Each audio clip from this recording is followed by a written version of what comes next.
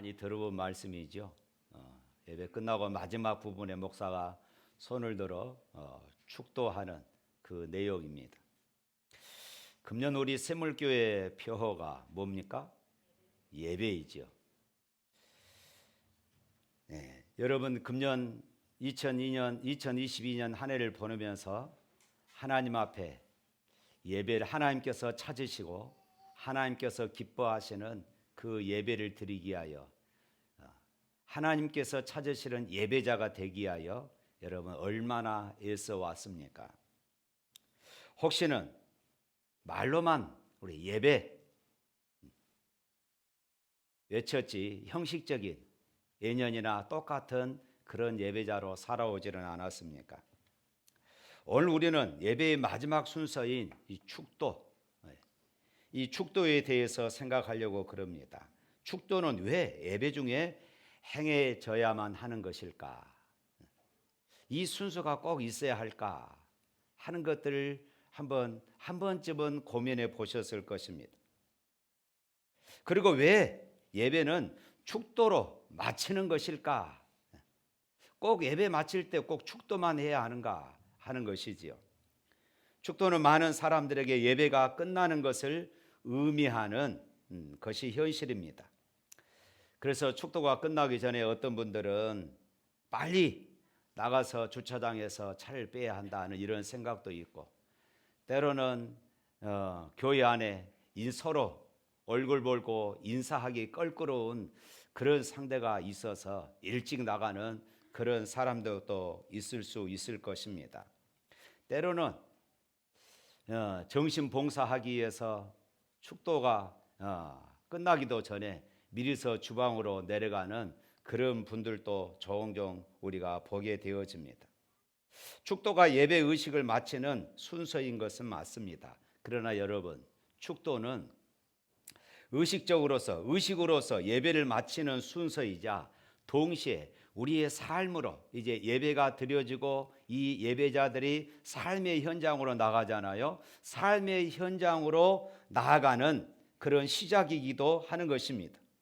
그래서 축도는 의식으로서 예배와 삶으로의 예배를, 공적인 예배와 삶으로의 예배를 연결시켜주는 그런 의미입니다. 그런 의미에서 이 축도는 파송과 같은 것이지요. 축도는 이제 교회로서 하나님의 언약 백성으로서 이 땅을 살아가면서 삶 속에서 하나님을 예배하고 섬기도록 사람들에게 성삼위 하나님, 삼위일체 하나님의 언약을 선포하는 것, 바로 이것이죠. 이것이 바로 이 파송입니다. 하나님의 언약 백성이 삼위일체 하나님의 언약을 붙잡고 이제 세상으로 나아가라는 파송입니다.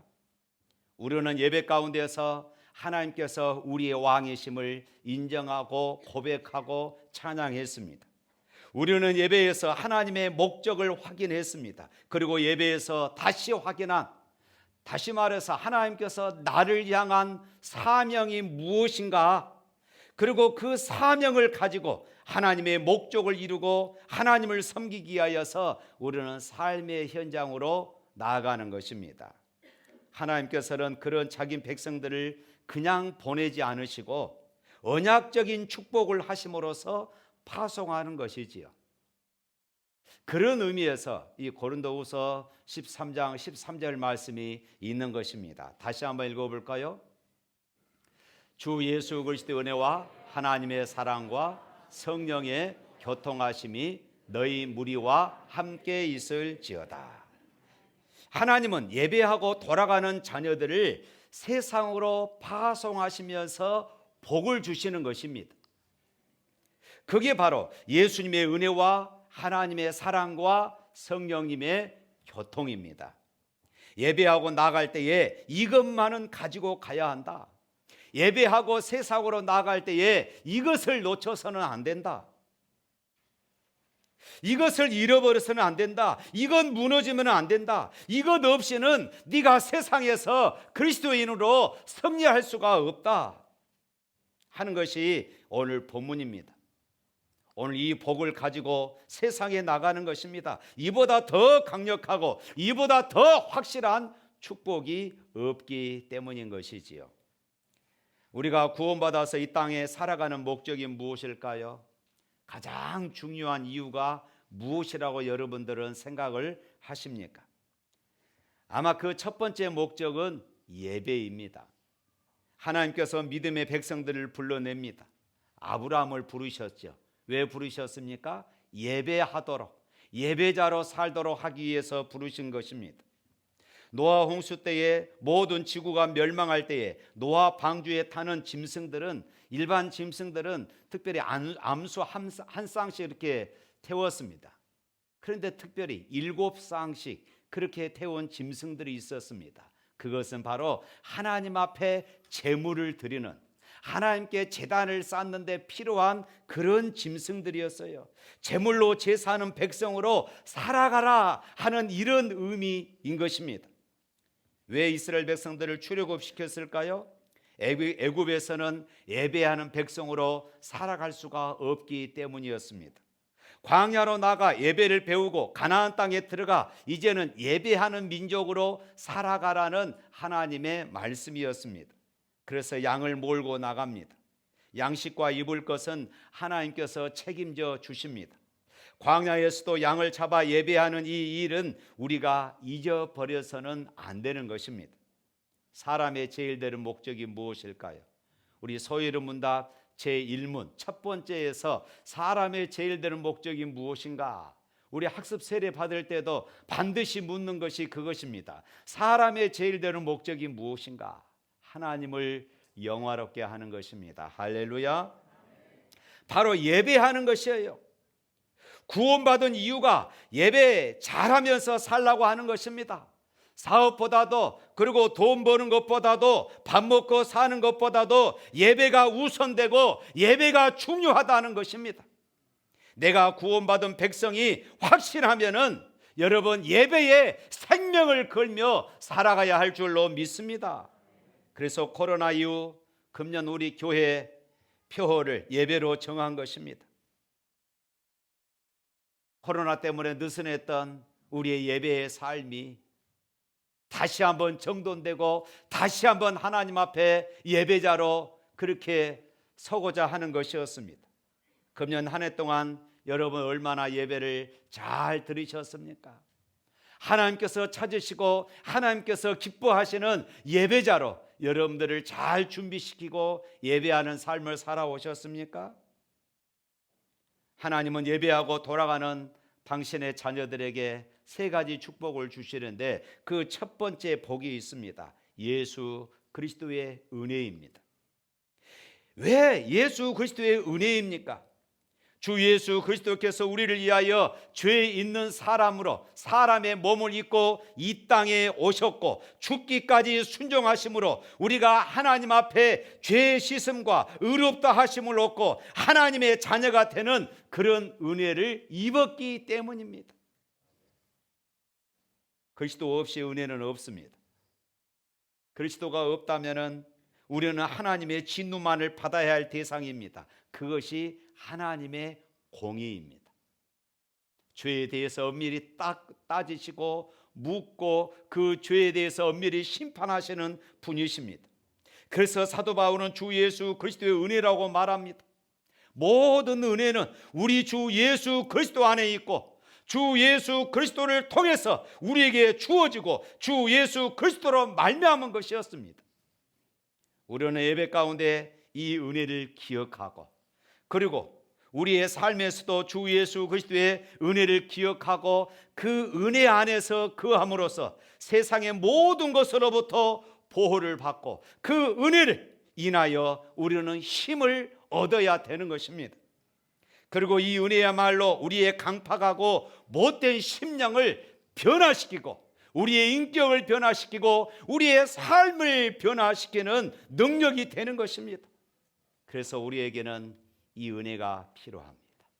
우리에게는 이 십자가의 은혜가 필요합니다. 주 예수 그리스도의 은혜인 것입니다. 나 같은 죄에 살리신 주 내 놀라워 잃었던 생명 찾았고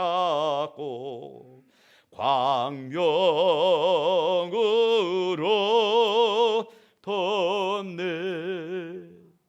할렐루야.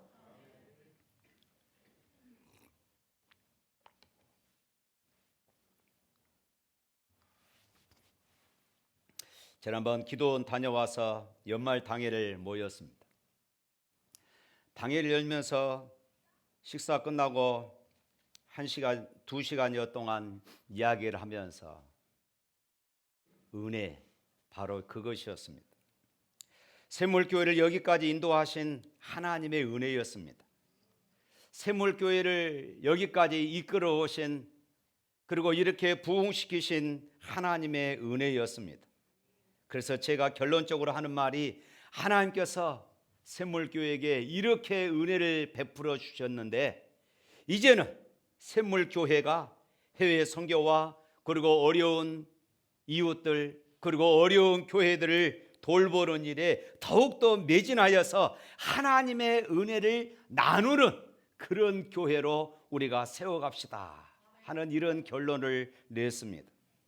종종 목회자 모임에서 샘물교회에 주어주신 하나님의 은혜를 나누기도 합니다. 예전에 선배 목사님들이 늘 하나님의 은혜였다 이렇게 대답하면은 참 입에 발린 소리를 하고 있다 속으로 이렇게 생각을 했습니다. 그런데 제가 샘물교회를 돌아보니까 남는 것은 이것밖에 없습니다. 하나님의 은혜다. 여러분 인생을 돌이켜보면서 여러분들이 정말로 하나님 앞에 먼저 내뱉은 말이 하나님 은혜였습니다. 하나님 감사합니다 라는 말을 할 수 있다면, 라는 고백을 할 수 있다면 여러분들은 복받은 사람입니다. 할렐루야. 우리는 육체를 가지고 땅을 밟고 살지요. 매일 밥을 먹고 또 옷을 입고 살아갑니다. 그래서 우리의 관심은 언제나 이 땅에 있기 마련입니다. 복을 받았다, 은혜를 받았다 그랬을 때는 우리는 어떤 것을 생각합니까? 돈을 잘 버는 것, 그리고 사업이 잘 되는 것, 그리고 잘 먹은 것, 사랑하는 사람을 만나서 행복하게 사는 것, 우리 자녀들이 좋은 대학에 들어가고 또 좋은 직장에 취직하고, 이런 것들이 우리 머릿속에 일시적이고 순간적으로 남습니다. 이 현세적인 복에 우리가 안주할 때가 참 많이 있는 것을 봅니다. 그리고 그것이 전부인 것처럼 여겨질 때가 참 많이 있습니다.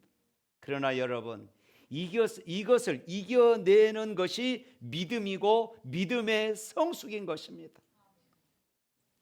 어떤 분이 환갑을 지나고 난 다음에 내가 20살 젊은 여인과 살고 싶다 이런 생각을 해봤답니다.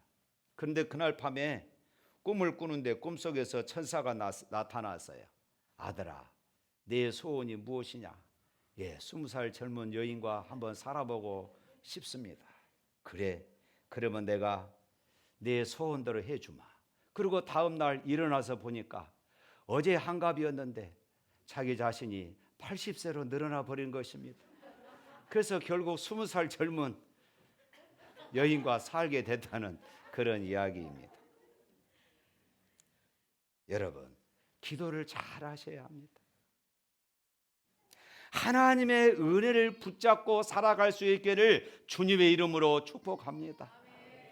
땅의 것에 연연하지 말고 하나님이 주신 은혜 붙잡고 살아갈 수 있기를 주님의 이름으로 축복합니다. 예배하고 돌아가는 사람에게 주시는 두 번째 복입니다.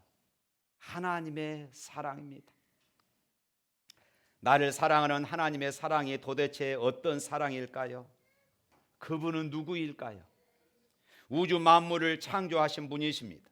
천지를 창조하고 역사를 운행하시다가 우리를 이 땅에 보내주신 분, 하늘과 땅의 왕이신 분이 바로 하나님이심을 믿으시기를 바랍니다. 나는 도대체 어떤 존재일까요? 내가 그 천지를 창조하신 그 하나님을 아버지라고 부를 수 있고 내가 그 하나님의 자녀가 될 자격이 내게 있습니까? 내가 이 땅에 그분의 사랑을 받을 만한 가치가 나에게 과연 있다는 말입니까? 그분하고 교제할 만한 성실함과 거룩함이 오늘 내게 있습니까? 하나님이 나를 사랑해서 하나님에게 돌아가는 유익이라도 있단 말입니까? 종교 계획을 일으켰던 마틴 루터는 이렇게 이야기했습니다. 내가 만일 하나님이라면 사람들을 보니 그 악함이 너무 지긋지긋해서 하늘에서 불비를 내려서 벼락을 내려서 지구를 멸망시켰을 것이다. 그렇습니다. 우리는 바로 그런 존재들입니다. 그렇다면 우리를 향한 하나님의 사랑이 어떻습니까? 하나님이 독생자 예수 그리스도를 이 땅에 보내주셔서 내가 죽어야 할 자리, 내가 진노를 받아야 할 자리에 그분이 대신 죽어서 나를 구원해 주신 사랑입니다. 여러분이 기적 그랬을 때에 제일 먼저 생각나는 기적이 무엇일까요? 내가 바로 하나님의 진노에서 구원받은 것, 이것이 기적인 것을 믿으시기를 바랍니다. 나 같은 죄인이 하나님의 자녀가 되어서 하늘나라 백성으로 살아가게 된다는 것, 이것이 기적이 아니고 무엇이겠습니까? 하나님이 나를 사랑해 주신 게 무엇입니까? 맛있는 식사 한 끼, 이것입니까? 아니면 내가 좋은 직장에 취직하는 것, 이것입니까? 아니면 집 한 채 얻는 것입니까? 세상에서 사장자리를 얻는 것입니까? 그분의 독생자 예수님을 우리를 위하여 내어주신 것입니다. 할렐루야. 내가 얼마나 나쁜 놈인고 하니 예수님이 죽으셔야 내가 구원받을 만큼 내가 나쁜 놈이라는 사실입니다. 내가 얼마만큼 소중한 존재입니까? 하나님의 외아들이 죽어서라도 나를 살려야 할 만큼 내가 그렇게 하나님 앞에 소중한 존재라는 것입니다. 할렐루야. 이것이 바로 예수님 보내주신 하나님의 사랑이에요. 모든 세상의 노래는 사랑이 주제입니다. 이 세상에 정의가 제일 많은 것이 있다고 그런다면 사랑이라는 단어일 것입니다. 그렇다면 성경이 말하는 사랑이 무엇입니까? 성경이 말하는 사랑은 나를 죽여서 다른 사람을 살리는 것입니다. 하나님이 십자가에 죽으셔서 우리를 살리는 것, 이것이 성경이 말하는 사랑인 것입니다. 그래서 사랑은 함께 있어줄 가치가 없는 사람과 함께 있어주는 것입니다. 하나님께서 인간의 몸을 입고 이 땅에 오셨습니다. 그것을 성경은 임마누엘이라고 말합니다. 임마누엘, 하나님이 우리와 함께 계신다. 우리가 거룩하신 하나님과 함께 있을 그런 가치가 없는 사람들입니다. 그런데 하나님은 우리와 함께 하시기 위하여서 임마누엘 하셨어요. 이것이 사랑이라는 것입니다. 함께 있어줄 가치가 없는 사람과 함께 있어주는 것, 이것이 성경이 말하는 사랑인 것입니다. 사랑장의 사랑은 내 몸을 불사르게 내어줄지라도 사랑이 없으면 아무것도 아니라고 말씀합니다. 그렇다면 사랑이 무엇일까요? 이 사랑은 구원론적인 사랑입니다. 영원히 사라지지 않는 사랑입니다. 영생의 사랑입니다. 그래서 요한일서 4장 9절 말씀에 이렇게 말씀하고 있습니다. 다 같이 읽어봅니다. 하나님의 사랑이 우리에게 이렇게 나타난 바 되었으니 하나님이 자기의 독생자를 세상에 보내심은 그로 말미암아 우리를 살리려 하심이라. 독생자가 이 땅에 와서 나 대신 죽으신 것이 사랑이다. 그분을 믿고 구원받고 내가 살아난 것이 사랑이다. 그래서 살리려 하심이라. 종말론적인 사랑입니다. 구원론적인 사랑입니다. 영원한 사랑이라 그 말씀입니다. 사랑하는 성도 여러분, 예배하고 돌아가는 하나님의 백성들에게 하나님이 너를 얼마만큼 사랑하는 줄 아느냐? 나는 독생자를 너를 위해서 내어주어서 너 대신 죽었어. 그만큼 너는 내게 소중한 존재야. 이 세상 살아갈 때에 그러므로 당당하게 살아가야 된다. 너는 하나님의 자녀야. 내가 너와 함께한다. 너를 버리지 않아. 실수하고 넘어져도 너를 포기하지 않고 너를 다시 일으켜 세울 거야. 세상 끝날까지 너와 항상 함께할 거야. 할렐루야. 이것이 바로 하나님의 사랑입니다. 예배하고 돌아가는 사람들에게 목사가 의식적으로 축도하지만 단순한 어떤 예배 끝나고 마침의 어떤 순서로가 아니라 축도 속에는 이런 어마어마한 하나님의 은혜가 담겨져 있는 것이에요. 그래서 바울은 이렇게 말합니다. 사랑하는 고린도 교인들이여, 여러분이 정말로 필요로 하는 것은 하나님께서 여러분을 사랑하신다는 것을 여러분이 아는 것입니다. 사랑하는 성도 여러분, 여러분이 지금 어떤 형편에 있든지 하나님은 여러분을 사랑하신다는 것을 믿으시기를 축복합니다. 예배자에게 주시는 세 번째 복이 있습니다.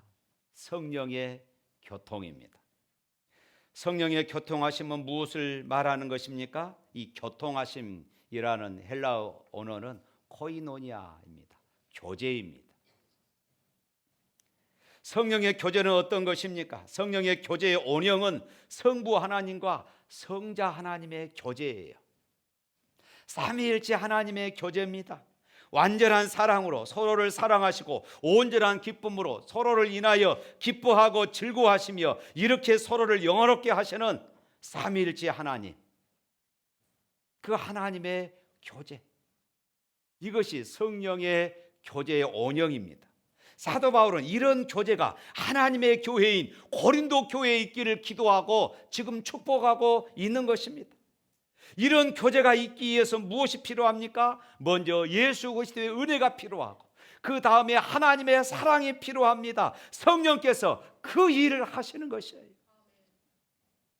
우리가 막막할 때에 우리의 마음이 아무런 은혜도 느끼지 못할 때에 우리 안에 십자가의 사랑을 느끼지 못할 때에 성령께서는 우리의 심령 속에서 하나님의 은혜로 아멘하게 하시고 막막했던 우리의 마음이 부드러워지게 만드시고 눈물 흘리고 있는 우리의 심령을 닦아주시고 위로해 주시는 성령님의 사역, 이것이 바로 성령님의 교통입니다. 이것을 통해서 참된 성령의 교제가 하나님의 교회에 일어나게 하시는 것입니다. 만일 성령의 교제가 충만히 일어나는 이런 교회라면 어떤 모습이 될까요? 때로는 우리가 사람인지라 연약한 사람들, 성도들의 허물을 보면은 뒤에서 수근수근하고 그럴 수 있을 것입니다. 그러나 성령의 교제가 충만한 교회는 허물을 보고 수근수근하는 것이 아니라 단점을 보고 칭찬하고 축복하는 그런 교회로 서게 될 줄로 믿습니다. 내 안에 성령의 교제가 충만히 일어난다면 내 입술이 누구를 비방하고 누구를 험담하는 입술이 아니라 축복하고 칭찬하는 그런 입술이 되어질 줄로 믿습니다. 바로 이것이 성령의 교제라는 것이에요. 그것은 언제나 상대방이 사랑스럽고 괜찮아서가 아닙니다. 그들이 바로 하나님의 자녀이고 하나님께서 그 아들의 형상으로 빚어가실 사람들이라는 것을 바라보기 때문에 때로는 연약하지만 때로는 허물이 있지만 때로는 부끄러운 모습들을 드러낼지라도 용납하고 사랑하고 우리가 하나님의 가족이기에 서로 세워가고 축복해 가는 것입니다. 이것이 바로 성령의 교통입니다. 성령의 교통하심이 있다면 그 교회 안에서 때때로 벌어지는 갈등과 불화와 반목 가운데 분명한 해결점들이 일어나게 될 것을 믿습니다. 바로 이것이 교회입니다. 사람들이 모이기 때문에 때로는 분란이 일어나지 않을 수가 없어요. 때로는 감정이 상하기도 합니다. 나랑 의견이 다를 수도 있어요. 그러나 성령의 교통하심이 충만하다면 그 모든 것들을 서로 용납하고 이해하고 사랑하고 축복하심으로 교회를 세워가게 될 줄로 믿습니다.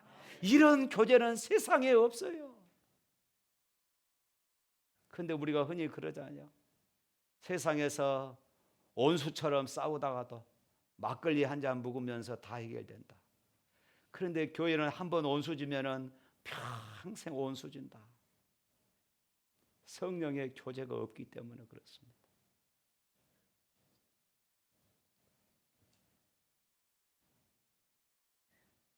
성령의 교제는 세상에 흉내낼 수가 없습니다. 막걸리 한 잔하고 비교해서는 안 돼요. 왜냐하면 이것은 전적으로 구원받은 하나님의 자녀들의 심령 속에서 행하시는 성령 하나님의 역사이기 때문에 그렇습니다. 성령의 교통하심은 자기밖에 모르고 살아가는 우리로 하여금 형제를 더 사랑하고 싶게 만들고 형제에게 자기 자신을 주고 싶어하는 마음을 불러일으키기 때문에 그렇습니다. 이것이 얼마나 놀라운 것입니까? 우리 주 예수 그리스도의 은혜, 하나님의 사랑, 그리고 성령의 교통하심, 이 축복의 말씀을 통해서 우리가 배우는 것은 교회의 소망은 다양하고 유익한 프로그램들에 있지 아니하고 하나님께서 우리의 삶 속에 들어오셔서 우리와 함께 하시는데, 우리와 함께 계시는 데 있다는 것입니다. 할렐루야. 사랑하는 성도 여러분, 성자 예수 그리스도의 은혜와 성부 하나님의 사랑과 성령의 교제가 하나님의 언약 백성으로서 교회가 되게 만드는 본질적인 요소입니다. 하나님의 언약 백성은 이제 삼위일체 하나님의 이 축복의 약속으로 충분한 것입니다. 교회는 하나님의 백성은 하나님으로 충분합니다. 따라서 합시다. 하나님의 백성은 하나님으로 충분합니다. 나는 하나님으로 충분합니다. 그렇습니다. 하나님으로 충분합니다. 사랑하는 성도 여러분, 그동안 너무나 당연한 듯 누리던 일상이 너무나도 큰 축복이었음을 우리는 잊어버린 채 살아오지는 않았습니까? 코로나19 시절을 보내면서 예배를 우리가 제대로 드리지 못하고, 그래서 가슴이 우리가 얼마나 답답했었습니까? 저는 목사가 돼서 그런 코로나 시절을 보내면서 우리가 이것을 놓치지 말아야 하는데, 내가 섬기는 우리 성도들만큼은 이것을 놓치지 말아야 하는데, 이것만큼은 빼앗기게 해서는 안 될 텐데, 제 가슴에 불타는 것이 있었습니다. 그것은 하나님 앞에 설 때까지 예배에 실패하지 말자. 하나님 앞에 설 때까지 예배에 실패하지 말자. 다시 한번 따라서 할까요? 하나님 앞에 설 때까지 예배에 실패하지 말자. 하나님 앞에 설 때까지 예배의 실패자가 되지 않기를 바랍니다. 하나님의 마음이 바로 거기에 있어요. 항상 예배할 수 있을 때에 하나님의 주시는 축복의 말씀, 축도는 아마 그동안 우리는 당연한 것으로 받아들였을 것입니다. 그러나 예배가 자유스럽지 않는 코로나19 시절을 보내면서 예배하고 돌아가는 우리 성도님들이 너무너무 소중해서 예수님의 은혜가 여러분과 함께 있어서 어떤 일이 있어도 구원을 빼앗기지 않을 것이다. 예수님이 여러분과 함께 하실 것이다. 하나님의 자녀된 권세를 잃어버리지 않을 것이다 하는 것입니다. 사랑하는 성도 여러분, 우리가 하나님 앞에 설 때까지 다른 것은 다 실패했다 할지라도 이것만큼은 실패해서는 안 됩니다. 하나님이 찾으시는 예배자가 될 수 있기를 축복합니다.